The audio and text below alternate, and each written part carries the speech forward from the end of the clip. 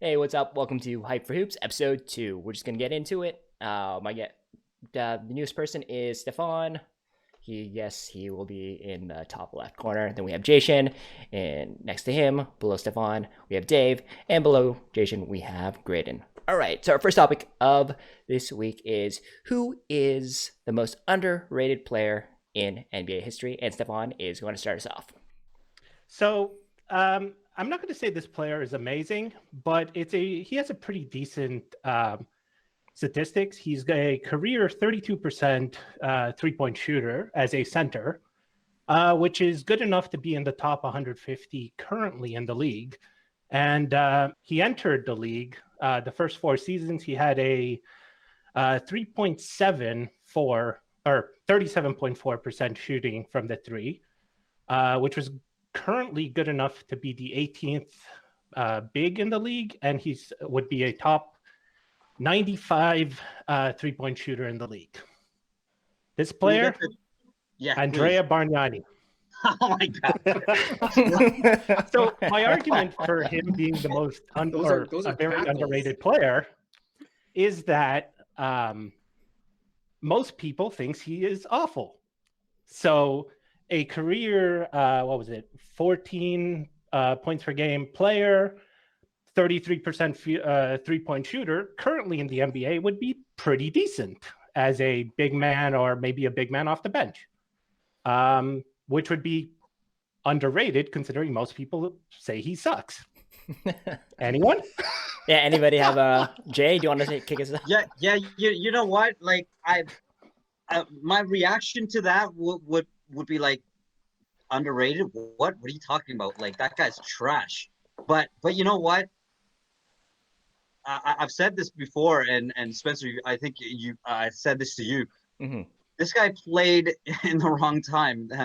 When he was with the Raptors, he played like if he were to play today, that those statistics like would go a long way, and his game would go a long way. He would definitely help other teams or the team that he would play for sure. Yeah, Stefan, I would definitely agree. Like he was underrated, and maybe for his time he was not the right player for his time. Think about it this way: swap the time he and Jonas Valanciunas were born, and imagine what their careers would look like. Yeah, both of them would be, top 10 centers in the league at their time. I don't know about top 10. Well, that's a stretch. Top 30. Valanciunas might be. Like he had the possibility to play big man role. The problem with Bargnani is he was the first overall draft pick, right? Exactly. No. I'm not saying his pick selection was good. I'm just saying based on his stats over his whole career, he's not awful. Right. But that's the reason we underrate him now is because his pick selection was so high. We expected him to be like Kevin Durant, right? So he never lived up to that. And then I think it's exaggerated how bad he is. He's not that bad. I think that's what we're trying to say.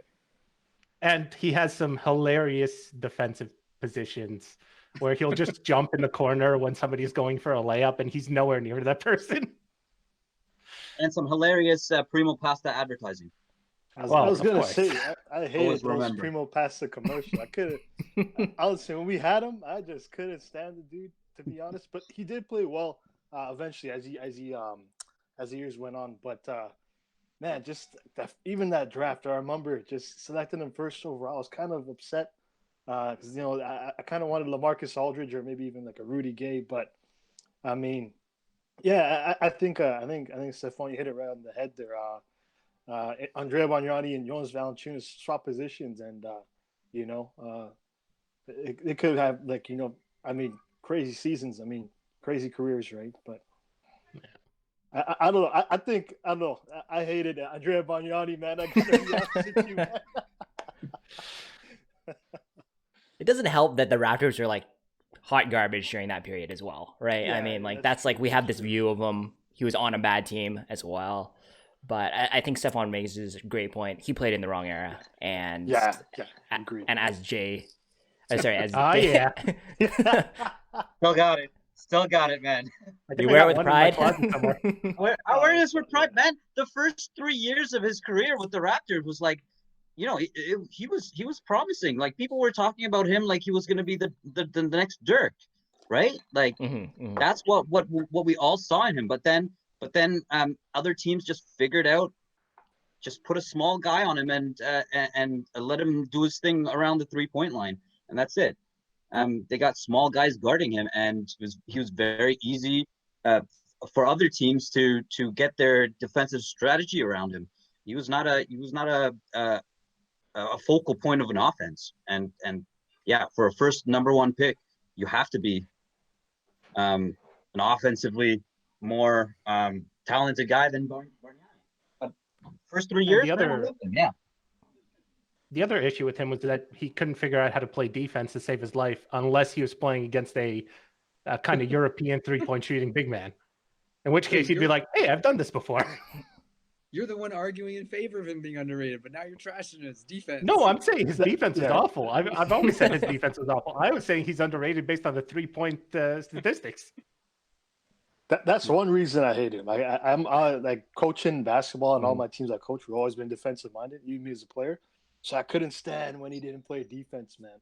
Love what he brought offensively, but defense was. If you want to talk about Anthony Parker, that's my guy. That's my guy, man. But, yeah, definitely the number 1 pick is a blessing and a curse, I think, because there's so much pressure with that pick, and if you're not that best player in the draft, it's just like, why did we pick you?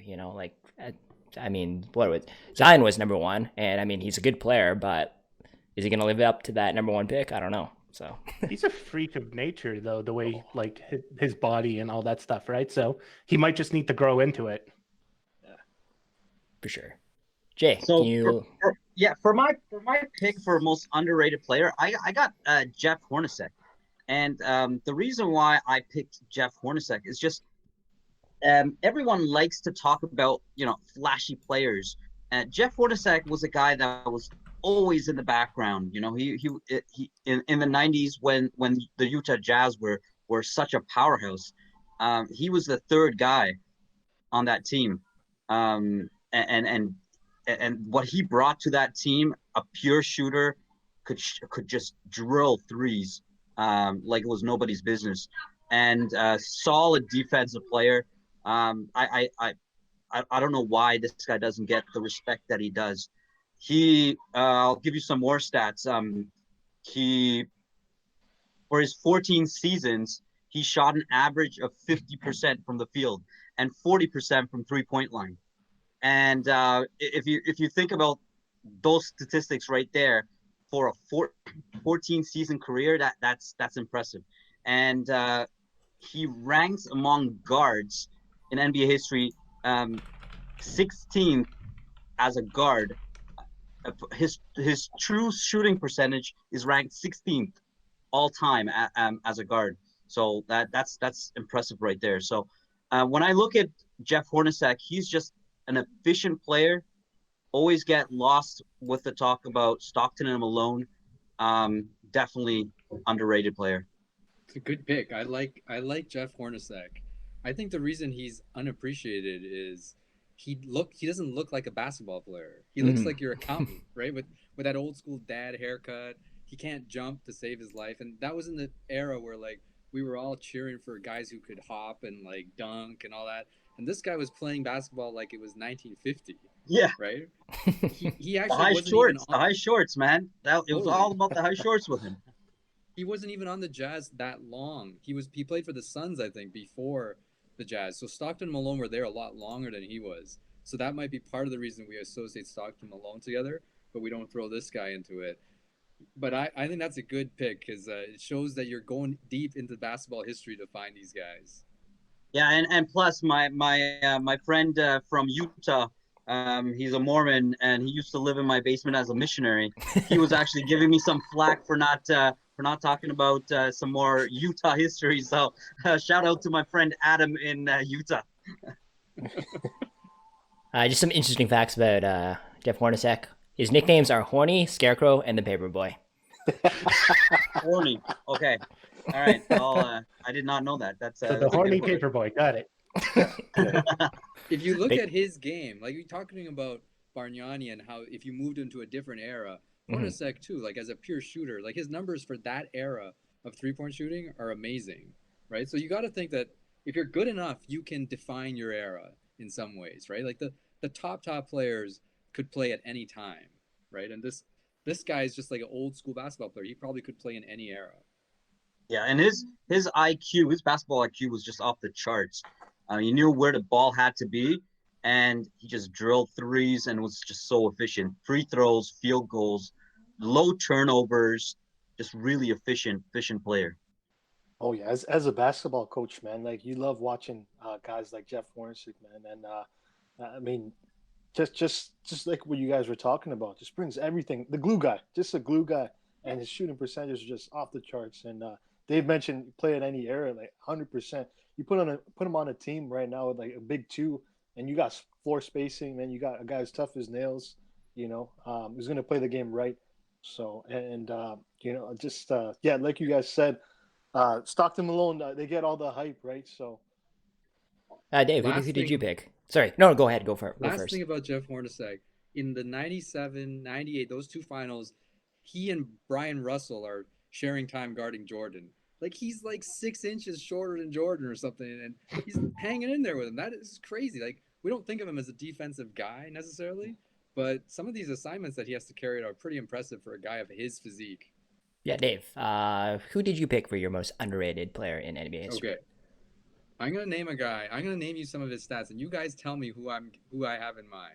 Okay. All right. There's a guy that we do not think about that has 6 MVP trophies, 6-time NBA champion, 2-time scoring champion, 15-time NBA All-Star, 11-time All-Defensive Team. Have you guys figured out who this is yet?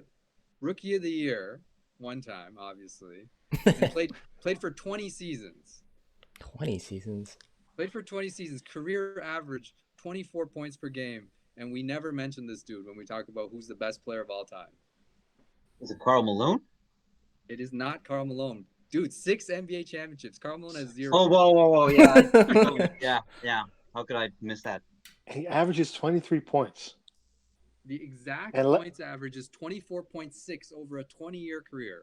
Jeez, it's monster. And a scoring title, you said, right? Scoring titles, yep.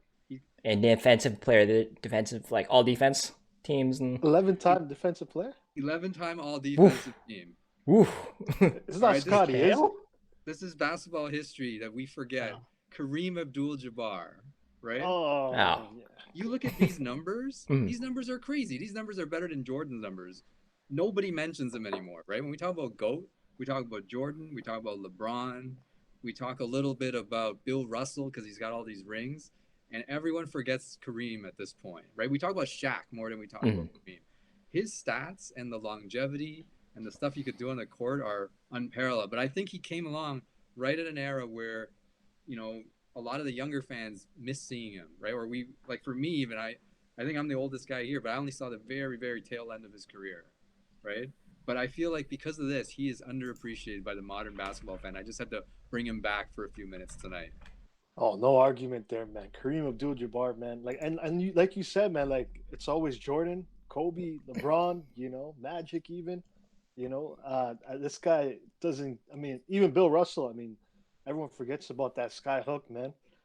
He could do it with both hands. Both hands, right? Both hands could sky hook from 12, 15 feet away.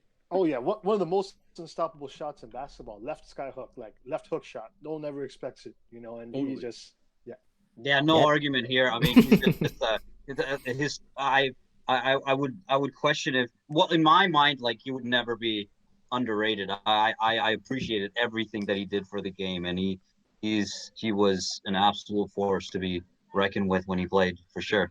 And there is a lot of recency bias, right? Like we've watched most of the players we've been talking about play.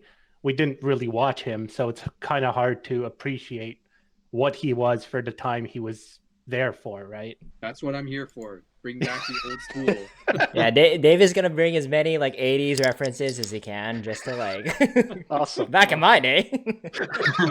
Someone's got to be the old man here. Yeah, but it's so true though. In the GOAT conversation, it's just like we overlook him. It's just like it's Michael Jordan or LeBron James, right? It's just right. And and you look at the big thing is they count the rings, right? For Jordan, Kareem actually has 6 rings. That's as many as Jordan, right? We never think about that, right? So anyway, that's my 2 cents on him. People always talk about like the recent players, right? Like you could see when Kawhi got his MVP and everyone was like, "Well, Kawhi is the GOAT." No, what is going on here? You got to actually look at history, right? You can't just look at a player and how he's doing right now. Like, did these players that we're talking about back in history perform around the era that they played, and what kind of stats they put up? What significance has their game? What was the contribution to the actual game of basketball, right? Like basketball is a very young sport, so we're too focused about what's going on right now, but we should definitely look at some of the historical players. And Graydon, who did you choose for your underrated player? Okay, so my guy, stats. I mean, speak for himself. Just 6-time MVP or 6-time MVP, 6-time NBA champion. I think he's like 8-time Defensive Player of the Year. First team all defense, probably more than that. But Scottie Pippen, man. I think just even after watching that Last Dance documentary, just everything from the contract he was given. Man, what is it? 18 million. I was just searching it up, but 18 million over 5 years. What the hell? Like that's insane. That's insane. And everyone always talked about Jordan, but to be honest, man, there'd be no 6 rings without Pippen, man.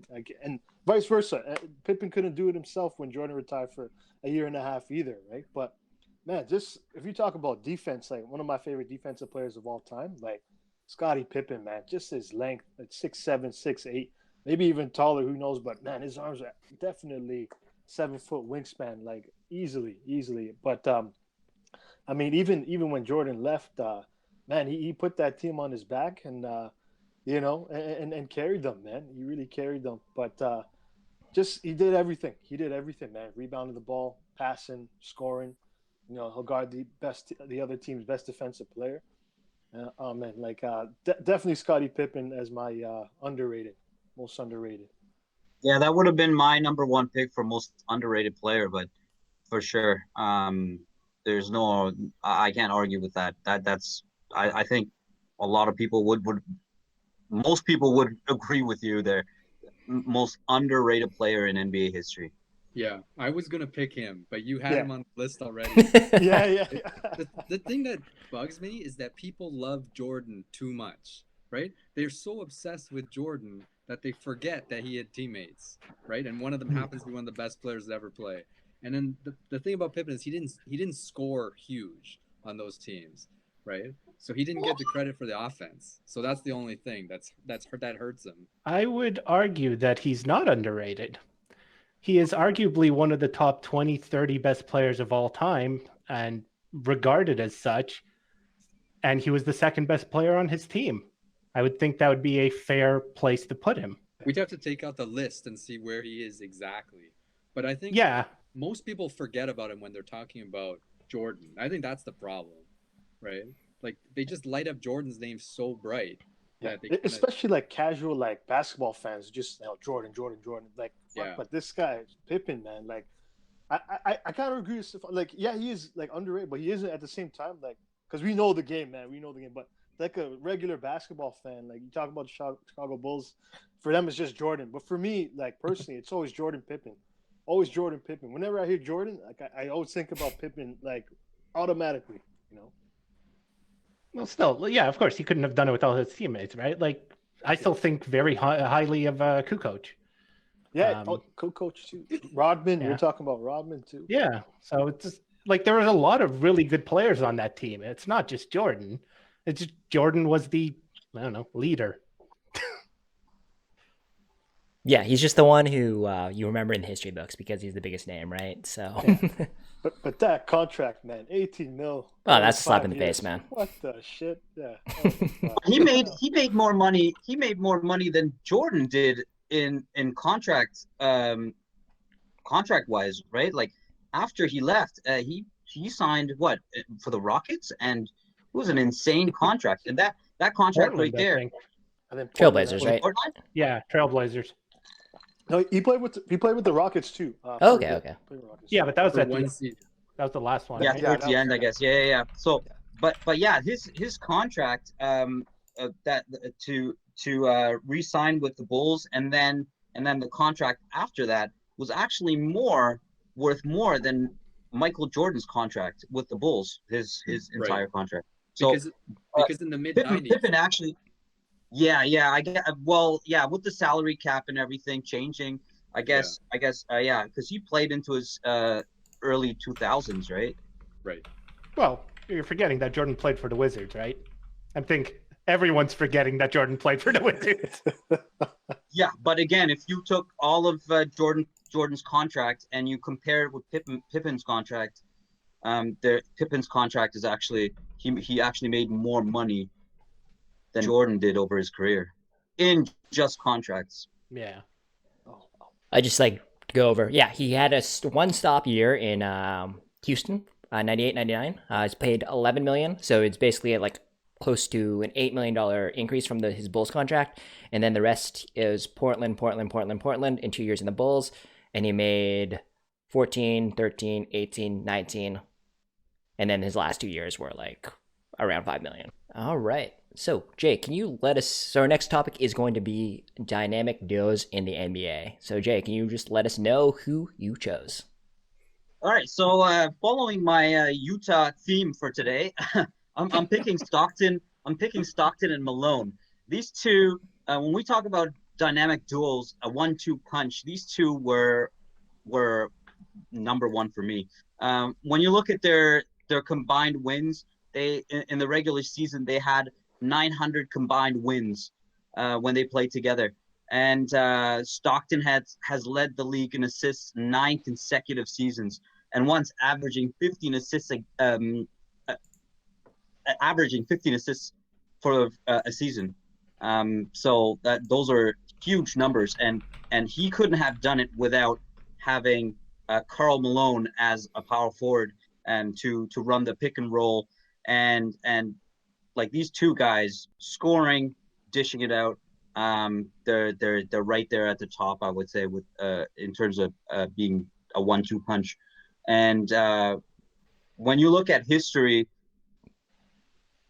Stockton is number one with 15,806 assists, and Karl Malone has 36,928. That's second most points scored in NBA history. So these two, for sure, like top of the top, 1-2 punch. And I mean, there's a lot of great dynamic duos, but none other like Stockton and Malone that just complemented each other. And when we talk about the pick and roll, these two were just phenomenal at the pick and roll. Like, what are you gonna do? Are you gonna roll around him, and are you gonna go around the pick and roll, or are you gonna switch? Like Stockton's gonna drill the three, or he's gonna hit him with the pick and roll for the assist to Mailman. Yeah, I think there's no other dynamic duo better than these two, in my opinion. We all agree? Ingredients, or just like any comments? 100% agree. This might be a topic for another one, but do you think they're the team that suffered most from the Jordan era? If like Jordan doesn't exist, they win like a crap load of titles. Yeah, I think there's a lot of teams that Jordan and the Bulls killed, right? Like there's a lot of good teams, and this is definitely one of the big ones that should have earned a title. Cool. Yeah, we'll delve into that another day for sure. Yeah, Dave, do you want to let us know who you chose? So I picked Isaiah Thomas and Joe Dumars from the Detroit Pistons of the late 80s. I think this is another overlooked team of players now. I was originally going to put Isaiah Thomas as my most underrated guy. But, same here, actually. Same here. Yeah, because he gets no love anymore, right? Like nobody talks about him. He got omitted from the Dream Team, and now he basically gets no attention when we talk about the best players of all time. This guy, like coming out of college, was like Michael Jordan, except he was like 6 inches shorter, right? And carried this Pistons team from a nothing to a championship level team that beat the Bulls a bunch of times before the Bulls eventually got better than them, right? But during that period when they had Thomas and Dumars in their backcourt, like I just loved watching that team. That was my favorite team in that time period of basketball. I actually couldn't stand Michael Jordan for many years, right? And their game was ugly and crude and bad boys and all that, but mad respect. Like they were just an awesome backcourt, right? They had Thomas, he could handle the ball, he could score. Dumars was like a great shooter. Like this is my favorite duo growing up.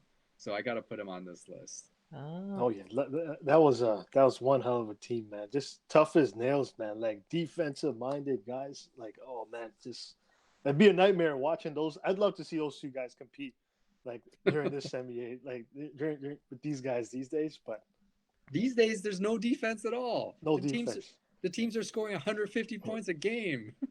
I hate it. Yeah. These days, those guys would have like the whole lineup would have fouled it out within the first 5 minutes. So. Yeah, definitely. Bill Laimbeer suspended half the season, man. Like, yeah, first quarter, like everyone gets a technical foul and they're all thrown out. The funny thing is, when the Pistons came along, the league was kind of like today's league. Like in the mid 80s, people were scoring like 130, 140 points a game, and the Pistons just came in and clamped everything down and turned it into defensive basketball. And it took the Bulls like a few years to figure out how to undo it, right? So maybe it'll come back the other way. We're just waiting for the Pistons of the future. That is what happened, right? In the late 2000s, with the Detroit Pistons again. Like they came back to have like this bad boy attitude and really play defensive basketball, and that's how they won their championship. It's a stacked Lakers team too. Like Karl Malone and GP, man, that was crazy. Yeah, I just think that the league though wants high scoring games because that's like what kind of like puts butts in the seats, if that makes sense. Yeah, but it kills the basketball purists, right? Yeah, and then the stoppage of play and all the timeouts and shot clock violations and this and that, like all the stoppage in play. The league has really clamped down on trying to keep the game moving. Which is, I mean, it's entertainment, right? It needs to sell tickets, right? So yeah. And it's much easier to market, right? Like if you can market players getting 30 points a game, it's much easier to build names. True. The problem with it is as they try to grow the market, right? They're not trying to sell it to us. They're trying to sell it to like our moms and our sisters and get them into basketball. As a basketball purist, I'm like, who cares if they're into basketball? I want to watch the game I want to watch. Couldn't agree with you more, man. Couldn't agree with you more. Well, the trick is just to put a pretty boy in the Super Bowl, and you got everybody watching. That's it. Defensive Player of the Year just doesn't sound as flashy as scoring title. All right, Gray. Who do you got? Okay, so I got the dynamic duo is going to be Kobe and Shaq. I know maybe one of you, like a lot of people probably would have had him up there, but man, just 3 championships in a row, like that's impossible to do. Like after the Jordan era, like who's won 3 in a row? Like even up until now, since the Jordan era, the Chicago Bulls era. But man, these guys were just Shaq being as dominant as he is, and then you got like Kobe in his MJS form, just. I mean, can you imagine if Jordan had a guy like Shaq, man? Like that'd be insane, That'd be insane. How many championships would he won then, But I think if these two would have stayed together, maybe just for another 2-3 more seasons, I think they would have had another 2 or 3 championships, Almost have them against the Pistons when they signed they picked up Karl Malone and Gary Payton as well. But man, like. I think if these two guys stayed together for a little bit longer, definitely a lot more championships for them in that organization, I was going to say it might have been like if they got like 2 more and then he got the 2 with Powell, with Kobe got the 2 with Powell, then it would have been like, well, Kobe might be better than MJ. So yeah, if that would have happened, that would have been kind of interesting. And the Kobe and Shaq. When Kobe and Shaq played together and the championship that when they did win the championship, those 3 years, the way they beat teams was just ridiculous. Like so dominant. Like I remember just watching at the beginning of the season, why are we even playing right now? Just give them the championship and let's move on. It was a done deal before it even started. Like beginning of the season, who's going to compete against these guys? No one. For 3 seasons and went on like that. There's no contesting the championship. And it might have been like 4 in a row, but I think they ran into. I don't know if it was the Spurs or not. I can't remember exactly who they ran into, but it was the Spurs. Spurs, yeah. In 04 or 03, in 03. Yeah, but, that was another great team. But I mean, yeah, it might have even been 4 in a row, man. Yeah, but as Jay kind of said though, if they did stay together for a long time, it might have made the NBA a little less interesting because you know the Golden State, when Durant joined Golden State, it's like, yeah, I'm assuming they're gonna win the championship, which they did. So.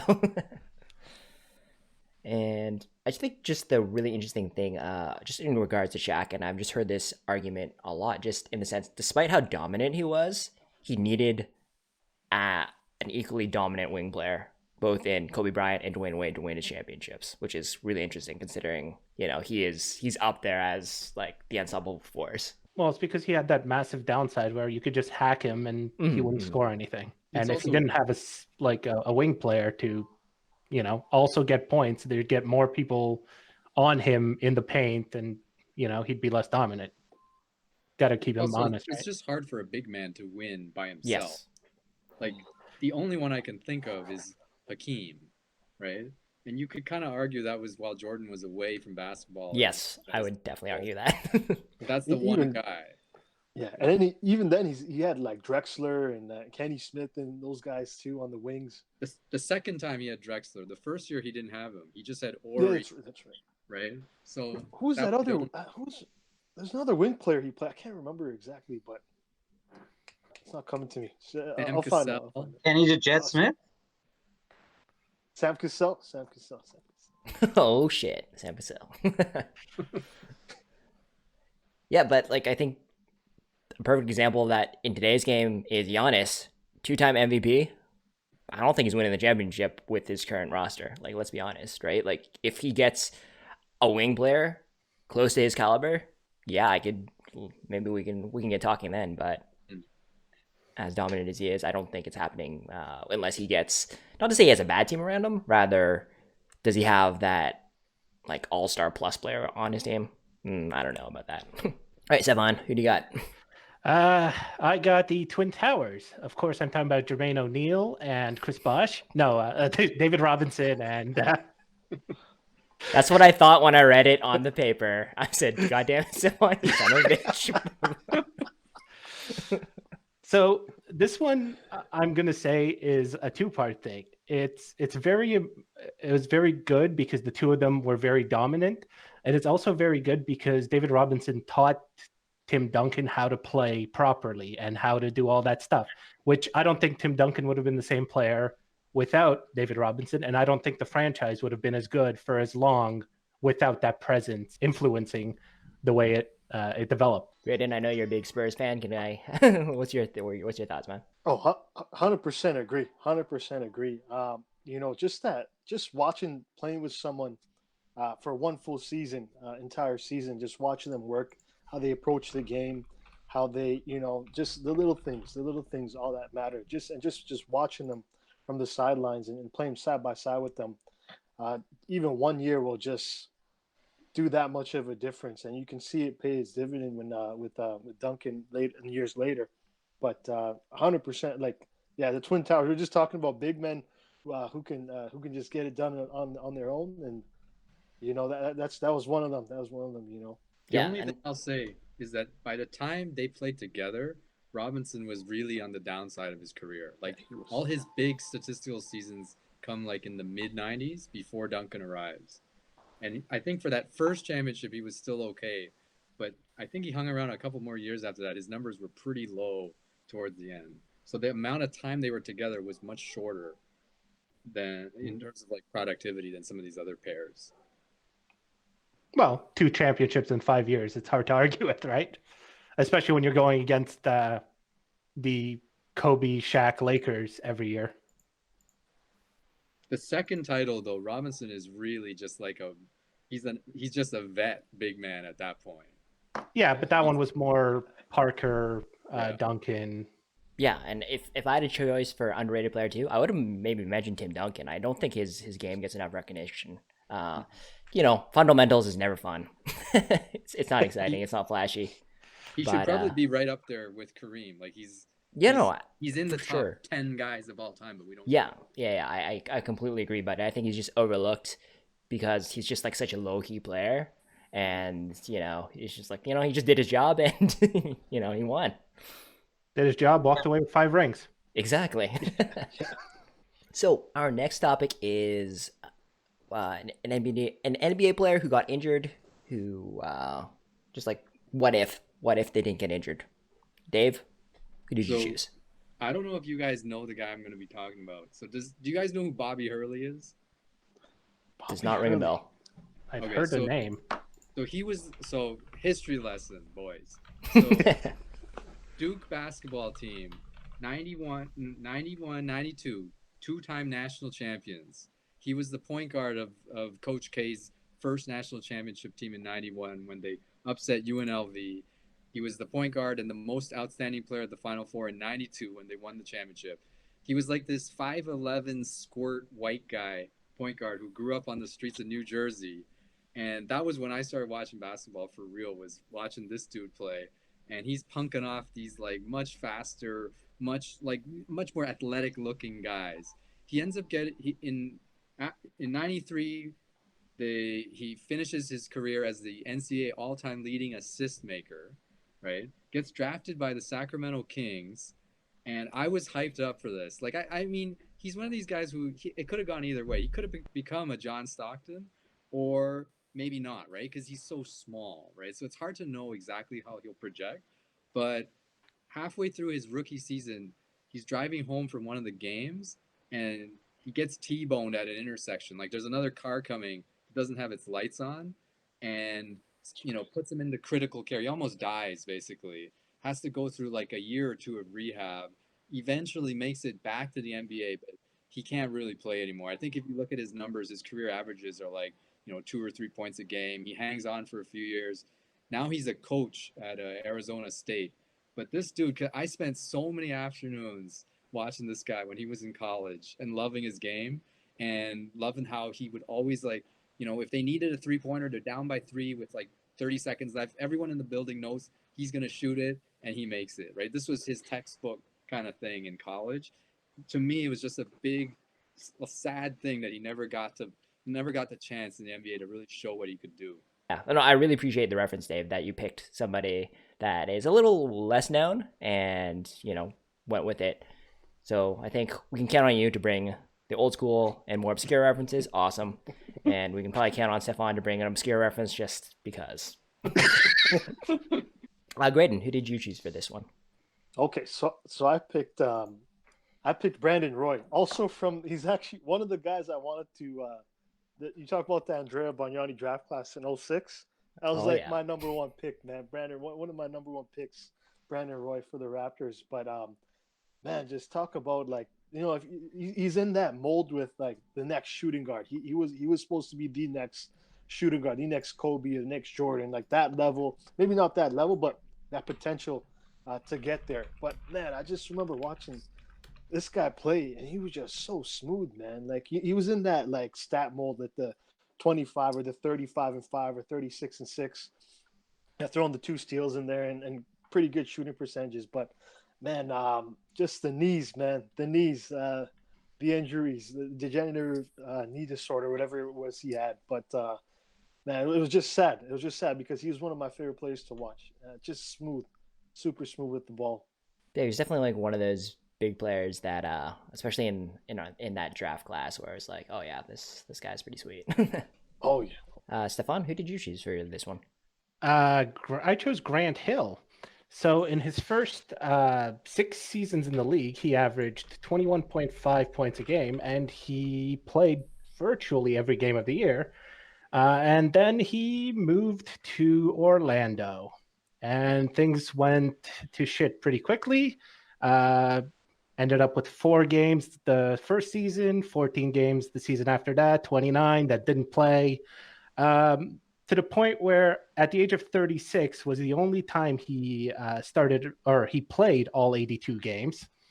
And his points per game total for his entire career dropped to 16.7 after all the injuries started. So, had he carried his form from Detroit down, it would have been a lot better. Oh, my bad. I see that he actually only played 50 games on one of the years in Detroit, but after he got his contract.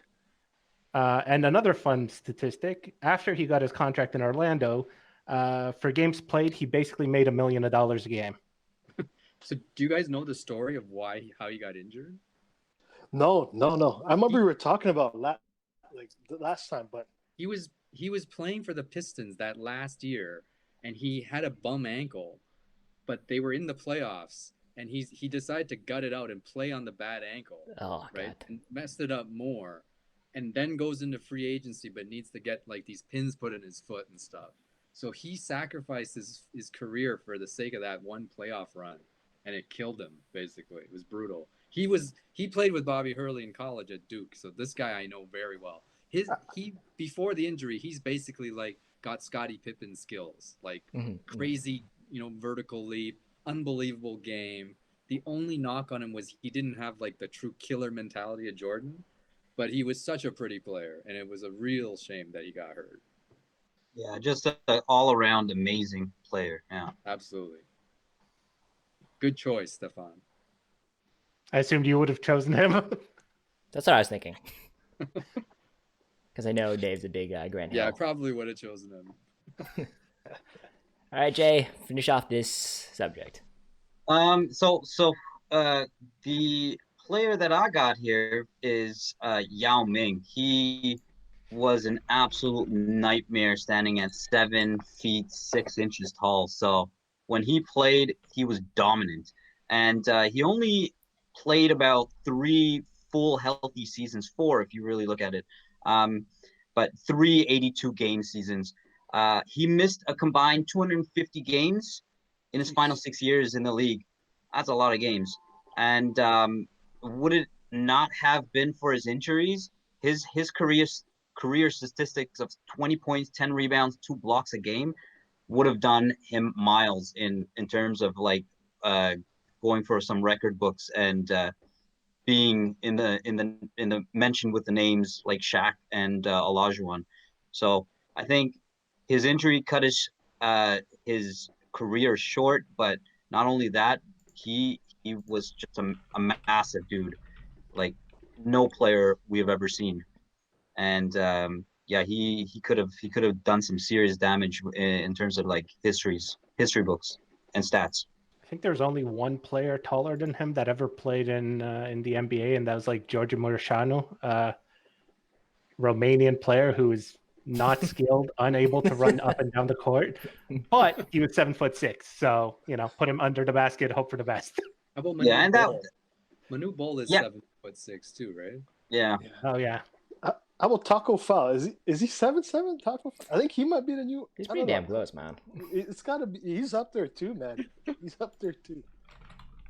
And there was that Canadian too that was like 7'6", 7'5" or something like that. Isn't there a guy from India that played a game with the Sacramento Kings a couple of years back? Oh, well, he is Canadian, wasn't he? Oh, he's Canadian. Oh, Indian background, yeah. Okay. Yeah. My brother actually played with them, same house team when they were younger. I remember even then, bro, he was like massive, man. Like his shoe size was. I remember seeing this dude was just, and the court was so small, but he was like, and you're playing like it was like freaking Pee Wee Tykes, novice boys, but this guy was just, oh my god, it was crazy. It was insane. Yeah, that's the problem with these big guys, though, right? Like that's why players like Shaq. We're just so impressed with what he was able to do in his size and how long he played, right? Like these big guys they especially like 7'6", they don't last very long, especially because of the like injuries and they're just flimsy on the court. They're like stick figures most of the time. So that's why Shaq and Yao were just so impressive. They just had so much skill around the basket. You ain't supposed to be that tall, man. That ain't fair. It's not good on your body. Dave is a doctor. I'm sure he can 100%. give us an explanation on how. Probably, I'm thinking if they took Yao and just made him play half the games each season, he could have stretched his career out, right? It's the grind of like the 80 games plus playoffs, plus like he used to play for China in the off season at these like world championship or Asian tournaments that he did not need, right? Like True. Like that. And there was a lot of pressure. There was a lot of pressure for him to play for China. Absolutely. And it's not like the Canadian players that just do not choose to play. They just choose not to play for Canada. Like in China, you don't play for China, man. You're screwed. Totally. I love Steve Nash, but do you guys remember every year Steve Nash announces he won't play for the Olympics? Steve Nash announces he won't play for the World Champion. He never represented the country. There was he took the Olympic team to the Olympics. There was that one year. Once, I think, earlier. And then they fired Triano and hired Leo Rautins, and he pretty much. Oh my god! That was the point where he lost it. We don't talk Canadian basketball on this show. There's a reason for it. They all better play next time. That's all I know, man. Hey, there's a lot of it's on the rise here, and you can see with all the players that are going into the NBA and playing college ball right now, right? It's looking bright. If China was running our country, all of them would be playing, and we'd get a gold medal. All right, so our last topic is just a surprise team for the season, and I don't think I specified like in a good or bad way, so it could be surprising in a bad way or in a good way. And Graydon, can you start us off on this topic, man? So I liked the Jazz last week, but man, these past few weeks since then, the Hornets have really been impressing me, man. Especially the play of LaMelo Ball.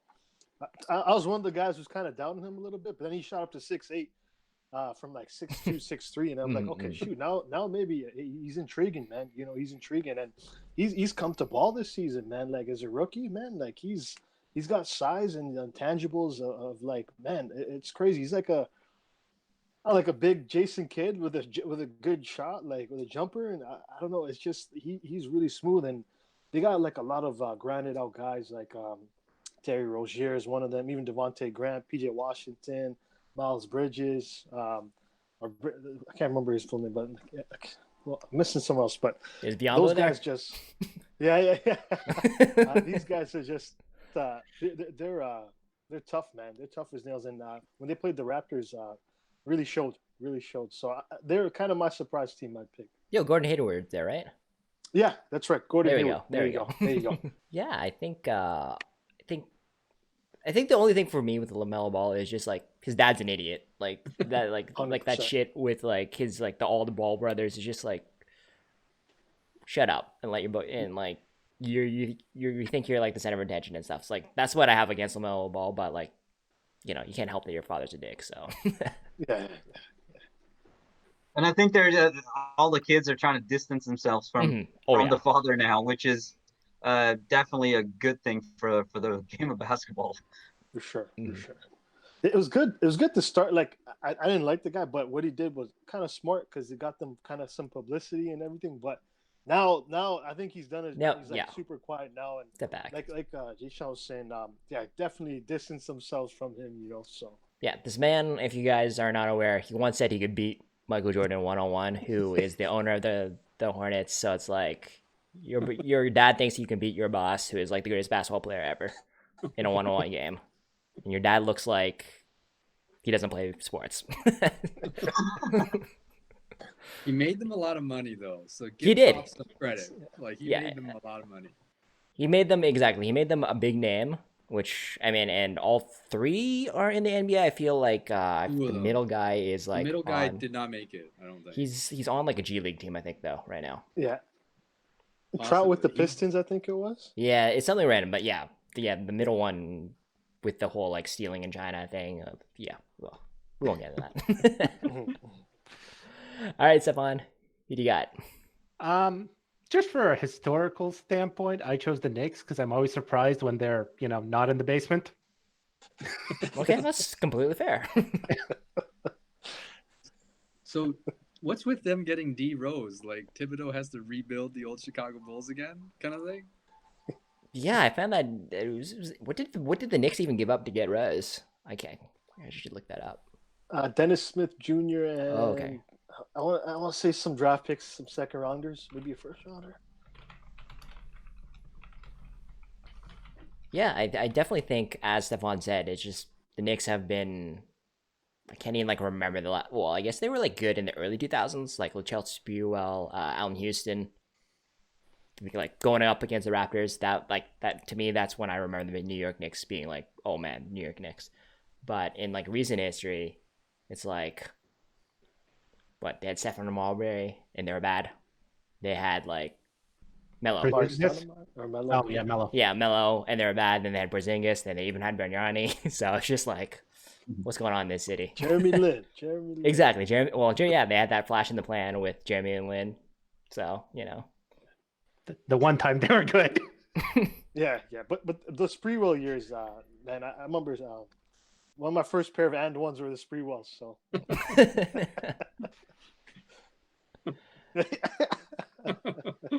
Yeah. Does and one even exist anymore? Like, off topic. I don't. It does, man. I see the ad in my monthly Slam magazine. It's still there. All right. Freddie signed with them, right? Oh shit. Okay. All right. He got a shoe deal with them, I think. Yeah. All right. Yeah, I went to Florida a couple of years ago, and I went down to Walmart and I saw some and one shoes which looked amazing. They're $15, guy. $15, but they fell apart in like a week. Not even joking you. Like in a week, like the sole of it was just like, yeah, it fell apart. Crazy. Yeah, they're not very expensive, man. Like I'm looking at Fred's shoe. I guess it's like a 130 American. Like that's not that expensive considering. Even at the time, that brand came out to be like a lower cost. Oh, okay. Compared to the other ones, I think. That's fair. Did you guys ever watch like one, obviously the mixtape, but the show when they were like making it and they were like recruiting people? Gray, did you watch it or no? Oh yeah, those like Professor season 1, Gray, Professor, right? Oh, like Professor, Hot Sauce, those guys, Escalade, man. Oh, AO, yeah. Is that Ray for Austin? Skip to my loop. Yeah, exactly. Skip. Yeah, exactly. The Professor guy is still on Facebook, right? He's really big on social media. Yeah. He you is. Ever see his Spider-Man videos? He dresses up exactly. As Spider-Man. Yeah, it's friggin' this destroys dudes. Apparently he was like, he said he was on tour with And One, then it like went away, and then he was on with the Nether Street Ball one, and then he's just like basically like was not like living on the street, but like he was like doing nothing, and then he just made the Spider-Man videos, and it went like viral, and now he's just like making YouTube videos of messing up fools. Yeah, so I'm a little surprised with how bad the Nuggets are playing right now. That's fair. Or not how bad they're playing, but definitely a slow start to what we're used to with the Nuggets, right? And there really is there's not a big difference in their talent compared to their year last year or the year before. So I don't know what's happening with the Nuggets, but they should not be in what are they, 7th right now in the West? Yeah, they're definitely barely over 500. Yeah, they should be right up there for 3rd, I think. But their play, but I guess that just kind of shows you how packed the West is with good teams, right? Like any given day, any of these teams can lose. I just think. And sorry, no, go on, man. Yeah, sorry. I also had the Jazz. They're playing phenomenal. Oh yeah. Yeah. Again, my whole theme with Utah today. Yeah, I just think with the Nuggets, there was a lot of just based on the playoff run last year, there's a lot of hype coming in. Like, these guys took out the Clippers, and they lost to the Lakers, but like they didn't even really get a fair shot because they just went to 2 7-game series, right? And it's now they're just not playing super well. Obviously, Jokic is still playing pretty insane, but last year they finished 3rd. don't foresee them finishing that at all. But the Jazz, yeah, very, very like crazy how well they're playing right now. And it definitely seems like Jokic is playing a little bit better than he was last year. So he apparently lost like 15 pounds in the offseason, so he's a little more, or a little less big honey, if you will. That's fair. That's fair. Yeah. Oh yeah, but the Jazz, man, like we were talking about underrated teams like a few weeks ago. Yes, man, they oh man, it's dude, got everyone back, and and their coach is doing a great job with them. And Mitchell and even Jordan Clarkson off the bench, like sixth man of the year for sure, man. Like arguably. And Dave, who do you got this year? Mine is a negative. What is going on with the Pelicans?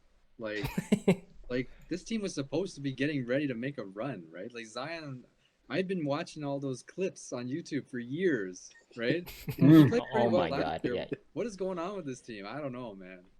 I do think some of the like weirdness of this season, like with the virus and people being in and out of the lineup, guys having a quarantine instead of playing, it's messing around with the season in a way that, you're getting teams getting hot and not hot, and it's not a normal basketball season. So I'm hoping that's all it is, but it does seem kind of strange to me the Pelicans suck this bad.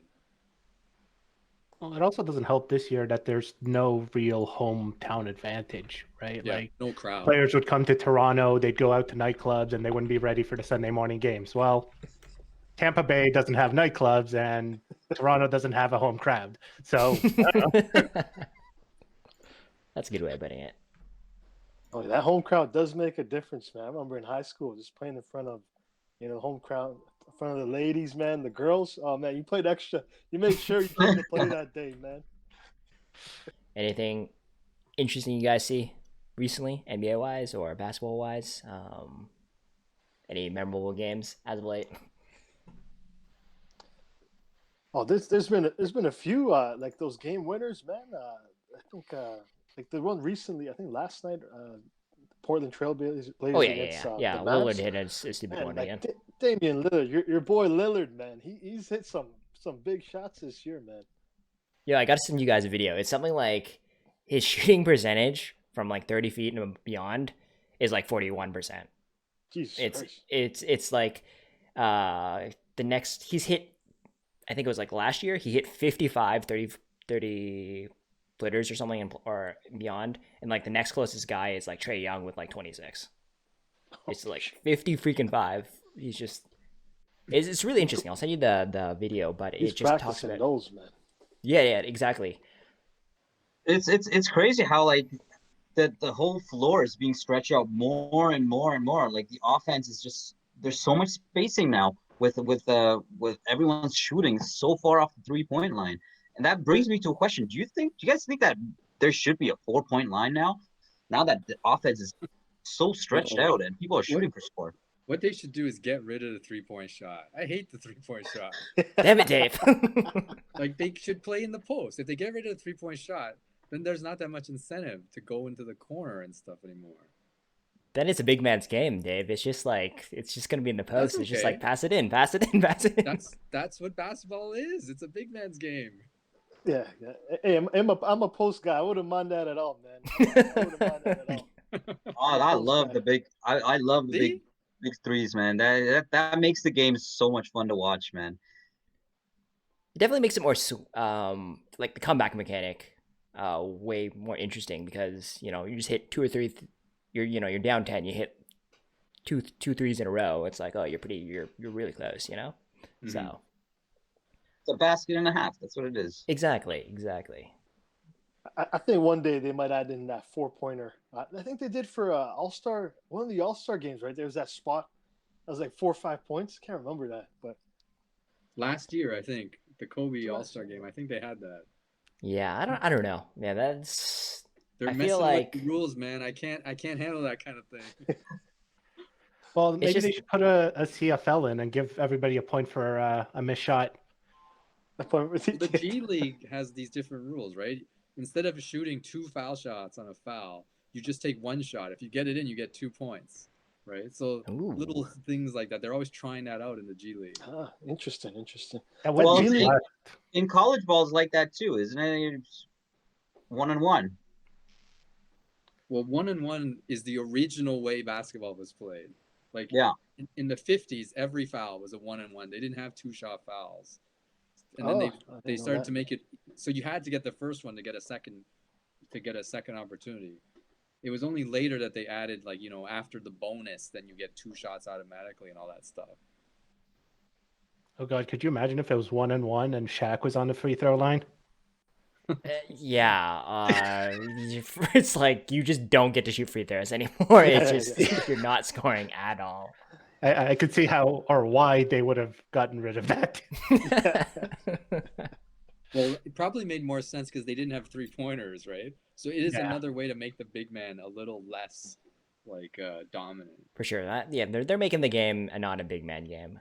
So Steph Curry revolutionized the game, and we're living in the aftermath of that, right? Well, that being said, if Shaq was, or somebody like Shaq was to come out today, how much damage do you think he would do on offense? Like, nobody would have any clue how to guard him. It's my analogy is Giannis. If you watch games with Giannis, he literally just like goes to the hoop every time, and you literally can't stop him. It's actually kind of stupid. I just feel like the big man game is you don't benefit from the big man game just because the 3 is worth so much. As stupid as that sounds, like obviously it's worth 1.5 times, but. I'd love to see Shaq play today and just, man, these guys are so soft today. Oh my God. I dream about it. Like Shaq, Malone, and those guys. Oh, even like Patrick Ewing, David Robinson, those guys, and Hakeem Olajuwon. Oh man, I'd love to see them play today in today's. I mean, just like bully these guys, man. Well, and then on offense, a lot of that game was just back your defender down, back your defender down, back your defender down. Oh yeah. No, back in those times, man, you as a point guard, man, I could have played point guard. Dribble the ball up the court and give it to the big guy. That's all you had to do. And the big guy just backs you down. For a good 5-10 seconds, you could see a player just backing someone else down. It's just crazy, man. That's what we want to see, Jay. From the 3-point line, just backing a guy down. How basketball is meant to be played. It's like, we're on the 3-point arc, but we're actually backing everyone down. That's what like Sam Cassell, like GP do, man. Like just right when they cross half, they're already posting up. Like they're already in that side guard position. the Mark Jackson. Yeah. Mark Jackson. Yeah, there you go. Anyways, everyone, thank you so much for watching the second episode, and look out for more episodes coming up. Hopefully we'll come up with some more interesting topics, and feel free to throw out some potential topics in the comments below. Thanks for watching. Take care.